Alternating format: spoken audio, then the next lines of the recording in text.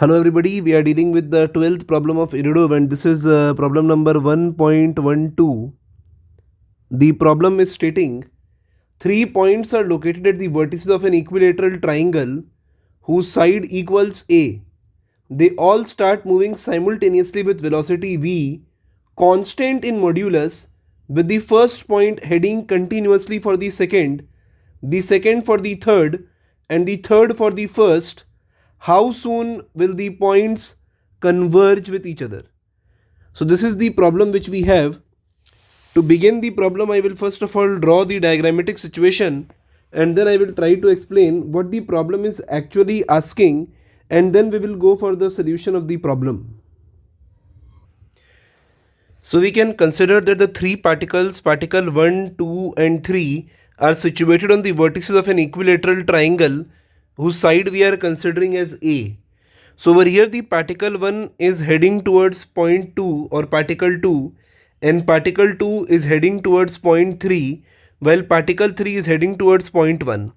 Now what is interesting for us to understand is that it is not going to happen like this, that the particle 1 will go and reach at this vertex, and 2 will go and reach at this vertex, and 3 will go and reach at this vertex. As the problem is stating, they all start moving simultaneously with velocity v constant in modulus, with the first point heading continuously for the second. So the word over here which we have, continuously for the second. So continuously for the second certainly implies that after a while the first particle is going to change its direction of motion, or I can say that after this instant of time when the second particle is here, the first particle's velocity vector is going to be directed in this direction towards the particle 2. Similarly, the particle's 2 velocity vector is going to be directed in this direction, that is towards particle 3, and particle's 3 velocity vector is going to be directed in this direction, that is towards particle 1. And then again this shift will take place, and the particle 1 will start heading in this direction, heading towards particle 2, while particle 2 is going to start heading in this direction, moving towards particle 3, and this particle is going to start moving in this direction, that is towards particle 1. So this is how the trajectory of the particle is going to be like, and if we draw the entire trajectory, then we can say that the particle 1 is going to follow a path like this, particle 3 is going to follow a path like this, and particle 2 is following a path like this, somewhat like this.